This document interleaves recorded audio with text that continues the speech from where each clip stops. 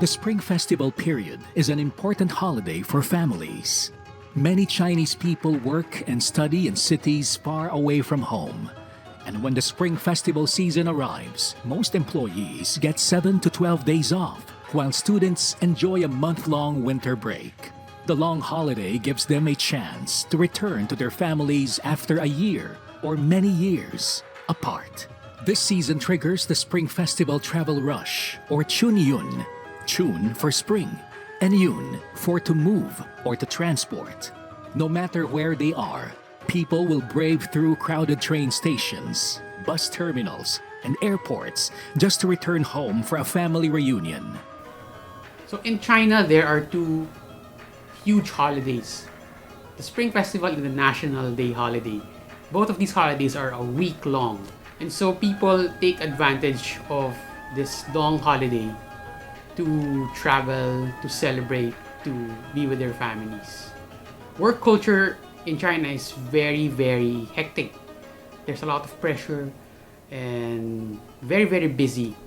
That's why Spring Festival, apart from, the traditional celebrations and meaning behind it, it's also a time to decompress and to rest and to reset. Why do people travel so much? We have to remember that a lot of Chinese are also migrants within their own country. A lot of people have moved to the cities or somewhere far away to work, to study. And so Spring Festival is a time for them to come back home and be with their families. Which formulate the Chinese cultural rituals and part of Chinese communities. So the cultural and social factors made the yearly Spring Festival transportation rush we call it Chunyun. Even during the pandemic, the national total transportation is still very big. In 2021, for example, the transportation is totally 87 billion. That is the 70% of last year, and also 30% less than 29. And according to the Transportation Minister, in 2022, the number will increase to 118 billion according to the Transportation Minister. That would be 30% more than last year, 2021. So how to deal with the homesickness and the pandemic, anti-pandemic is really a very big challenge to the Chinese people also. Some families also take advantage of this holiday to travel together to famous spots in China and abroad. The total trips made by plane, train, bus, ship, and private cars can reach nearly a total of 3 billion trips over 40 days during the season, making it the largest annual human migration in the world. Days before the New Year's Day, there will be a flowery street in southern cities where many flowers and lots of decorations are being sold. Lots of people will walk around even if they don't intend to buy anything and just enjoying the sights and sound. But in these streets, you can find every red decoration you will need for the festival. And when the Spring Festival arrives, entire neighborhoods are splashed with the color red. Houses are decorated with red Spring Festival couplets, red lanterns, and red paper cuttings. City streets are lit up by red lanterns, and numerous people are all dressed in red. This is because red in Chinese culture is the symbol of happiness, wealth, and prosperity. It's said that it can ward off evil spirits and bring good luck. The atmosphere for the dining sometimes are as important as the food itself. As you can see behind me, there is a pair of chunlian. It's special Chinese handwriting. It is known as spring couplets or Chinese New Year couplets. It remains to be one of the most common and important cultural customs for Chinese New Year. In ancient times, when handwriting was one most important skills for educated people, they will write spring couplets by their own. However, with the wide use of computers, now cell phones, fewer and fewer people can write good-looking traditional Chinese handwriting, as it takes years to develop the skill. But don't worry, we can buy online nowadays. Pasting couplets expresses people's delight in the festival and goodwill in the coming year. One of the first things that people notice during the Spring Festival are the red banners that adorn doorways of every house. The top horizontal banner is called Chun Tiao and contains 2 to 4 characters greeting. The 2 vertical ones are called Chun Lian, or Spring Festival couplets. Couplets are 2 lines of poetry that complement or reflect each other in form and meaning. These banners combined produce an auspicious message for everyone and serves as an invitation for blessings to enter the house. Another ubiquitous decoration we see is the Fu character. This character means good fortune in the Chinese language. Many homes traditionally hang it upside down to allude to the phrase Fu Dao La.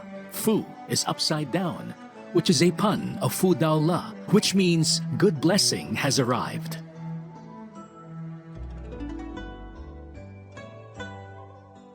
Hi, I'm Joel C. Serrato Ferrer, and I wear many hats. This one. Actually, another hat that I'm wearing right now is the hat of the family clan historian and genealogist, because I represent the C family clan of my mom and the Ferrer family clan of my dad. Over the past few years, I had the privilege to be invited to several Chinese New Year celebrations by some of my mainlander friends who are here in the Philippines.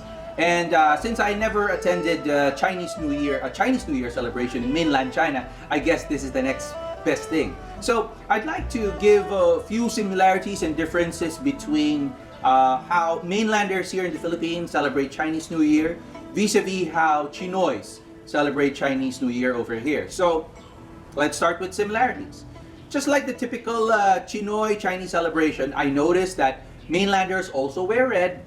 They also eat Chinese food. Definitely dumpling should be there. And they also hang lanterns. But here's one difference. I noticed that before they eat their meals, they would like to stack, the plates of food on top of each other, so as to give the impression that they have overflowing food and maybe symbolically overflowing abundance for the coming new year. So that's one difference that I noticed that mainlanders do that I haven't seen here in the Philippines. Another difference is that mainlanders normally watch this program, a national program in China over CCTV, where you have a countdown before the clock reaches 12 or midnight and the New Year starts. Okay, so it's kind of similar to the show in the United States that is broadcast live from New York, right? They also have like a New Year's countdown. And I noticed that as the clock approached midnight, a lot of the mainlanders would bring out their phones and start calling their relatives that are in China. Obviously, it was a happy occasion for the Chinese compatriots to meet their, to use the Filipino term, kababayans, who are here in the Philippines. But I also noticed that those that were not that happy were those who were here alone. If they didn't have any family members, you could see that they were not as happy as those that have their family members here. Because of course, Chinese New Year is indeed a family event for people from mainland China.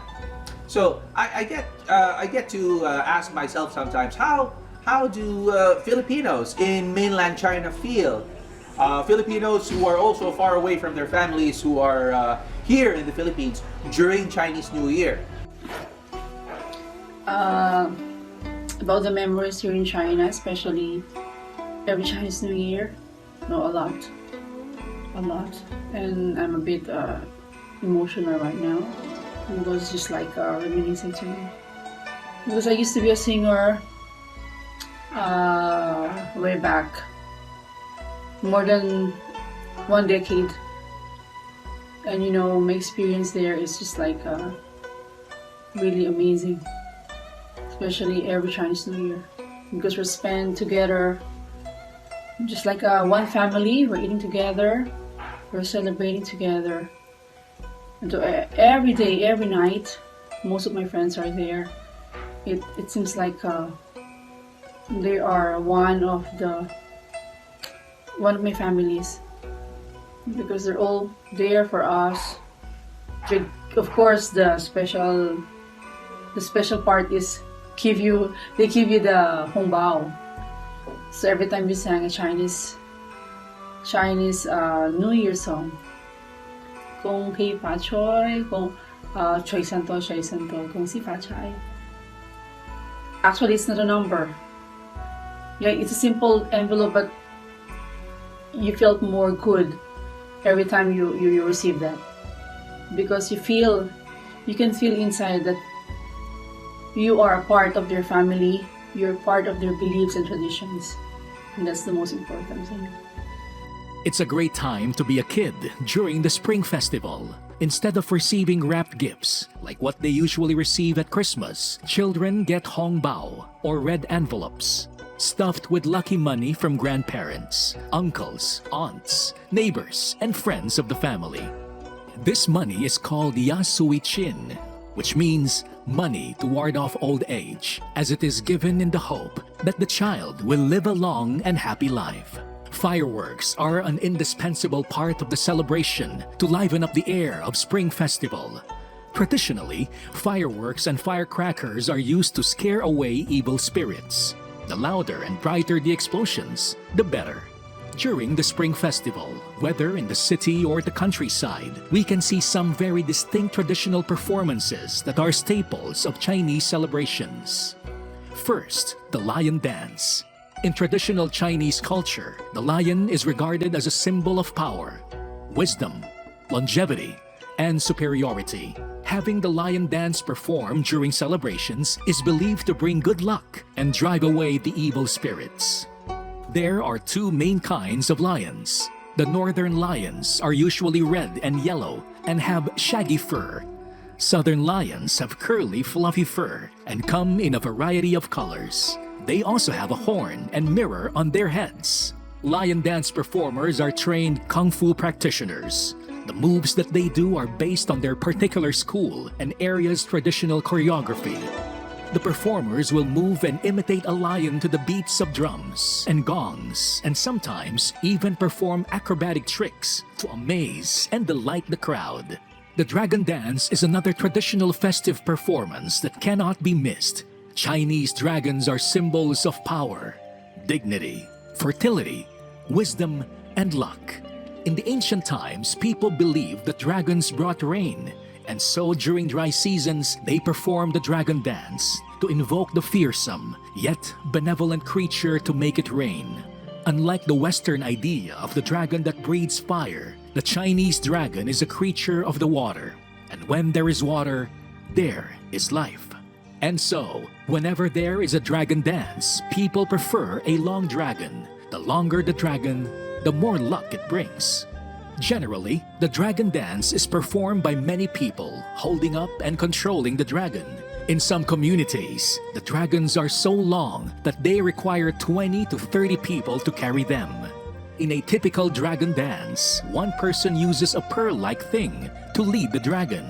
The dragon will follow it, rising or falling, slowly or rapidly. These movements mimic a dragon flying up to the sky or hiding under the ocean and breaking waves. The dragon chasing the pearl is a depiction of the dragon pursuing wisdom. In our next episode,